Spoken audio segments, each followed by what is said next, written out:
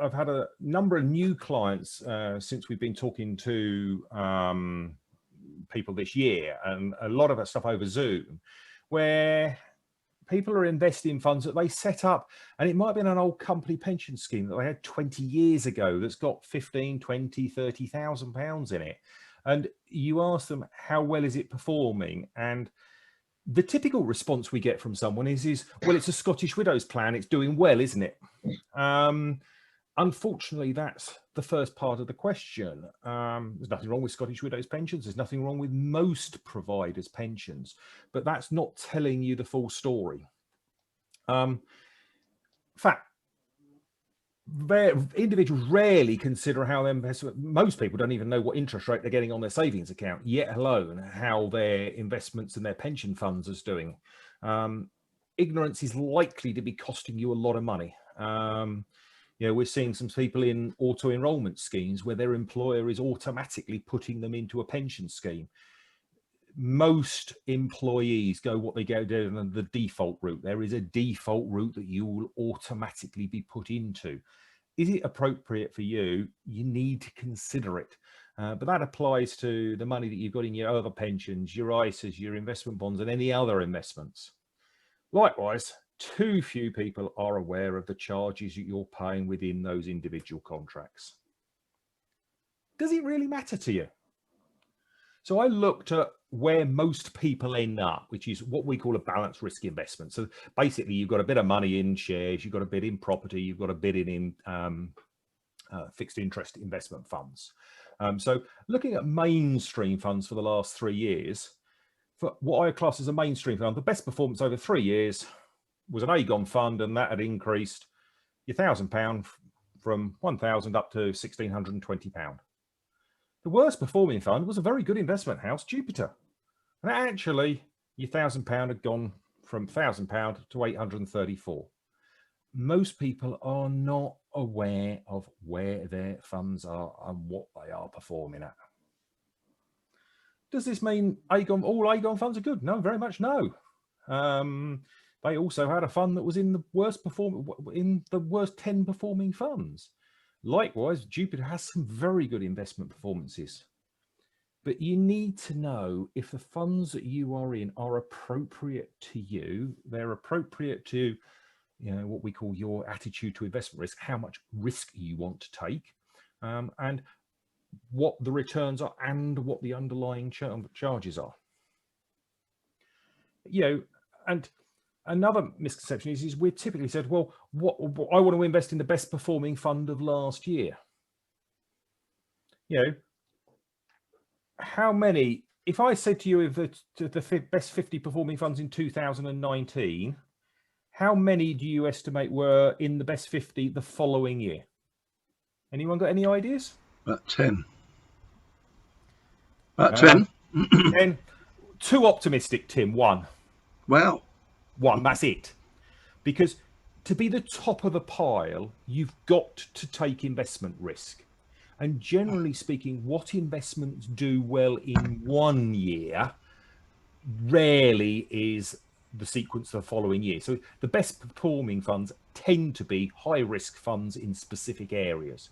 For most people, they are not appropriate.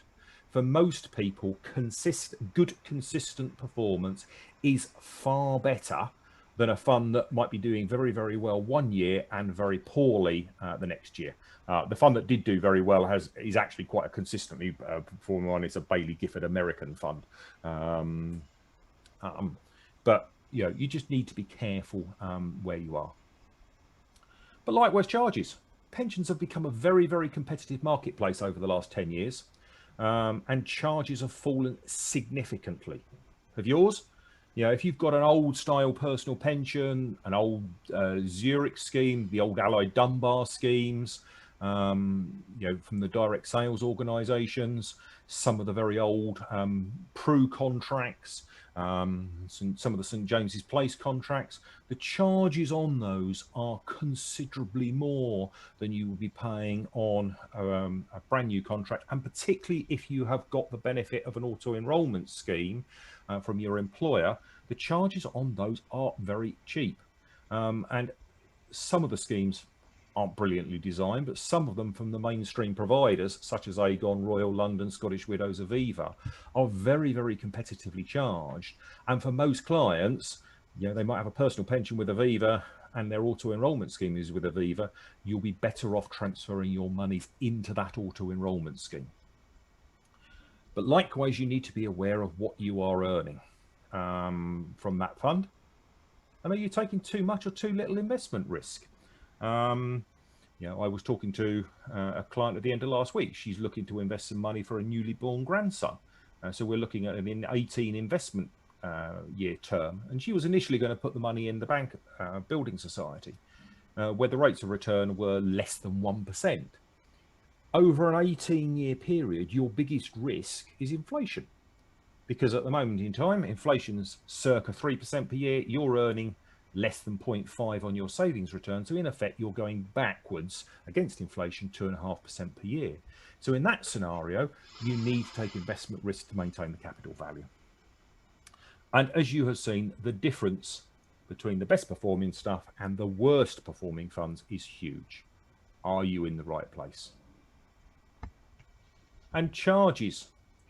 You know, we've got, you know, a number of contracts, and I've explained now, you could have a personal pension that is 20 years old or a brand new one. The charges on the same investment funds from the same pension company vary significantly. So, you know, you could have a pension fund from Scottish Widows. In a Scottish Widows, that is the cheapest way to buy it. But there is a lot of other providers that offer investment funds that you can buy through a Scottish Widows pension or another pension scheme. But then some of the fund managers add additional charges in to access those funds, and some of them are making a lot of money out of that. You know, Allied Dunbar, the old Allied Dunbar funds, Threadneedle, you know, you could have gone into a fund with Fidelity with them. They used to charge you an additional percentage. So if you've gone into the investment fund directly or through a modern scheme, you will save yourself a considerable amount of money. Some providers out there are charging additional funds because they do due diligence on the funds. Okay, why are they on the platform? You don't need to charge additional money on your pension funds. You do need to have a look at what you're paying and what you are paying for. So, you know, if someone wants us to have a look at anything for them, we will do so.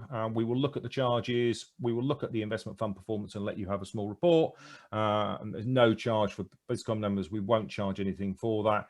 I'm saying that if we do move funds, there will be charges applicable, but we will make those clear before you are committed to doing anything. But if you just like us to have a look at some individual pension funds, I'm more than happy to do so for you. But really, over to you. Any questions? Everyone's gone to sleep. Not the most thing to keep you awake on a Thursday morning. I know, but it's one of those things that people do need to think about, isn't it? Sarah? Absolutely. I've got a question. I got auto-enrolled, and I was auto-enrolled into a final pension scheme. Now, I'm not a big fan of final pension schemes. I know they're supposed to be the best, but I thought I did the calculations and I don't think they're good for women because of the reduced hours and etc. Anyway, the question is, I've only got a relatively small amount of money in this final pension scheme because I only had it in the last 3 years at the OU.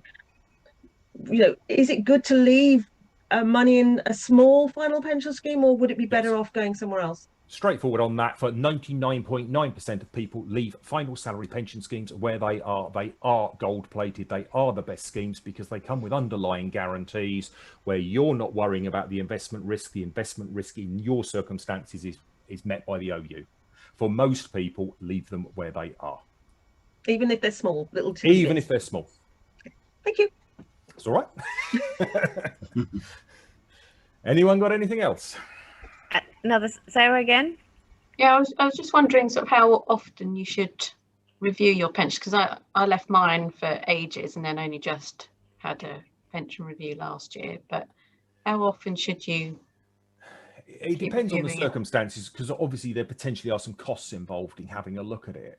Now, it depends. You might have a scheme where, so we've got clients where we just do as a one-off. If we do as a one-off and they're not looking to do it on an ongoing basis, we will look to do what we call an actively managed fund. So it's actively, someone is looking at it to make sure it is performing reasonably well. And those funds tend to do better than most, not necessarily brilliantly, but better than most.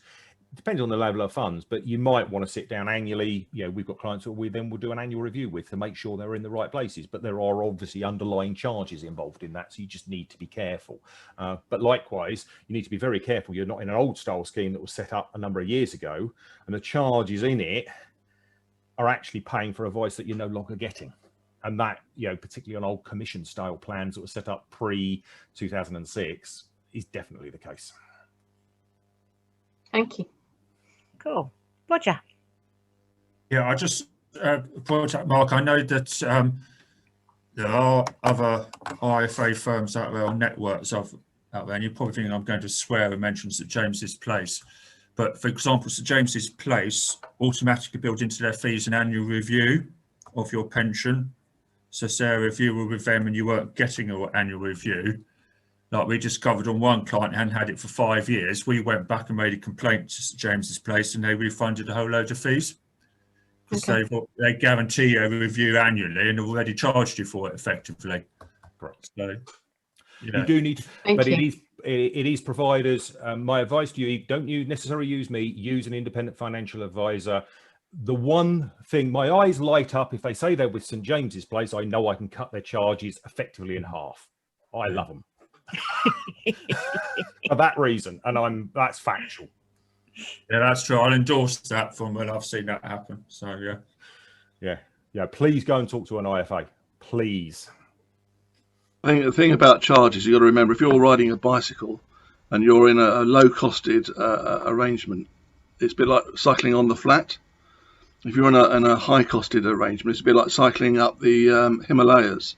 It has a dramatic effect on the results of your investment. I should bore Mark and get him to talk about a thing called TER, which would scare most. I've already sent people to sleep this morning too. Exactly. And TER is a true expense ratio, and if you've got a fund growing at 10%, it doesn't take much for those charges to erode it down to 6% return as a compound effect.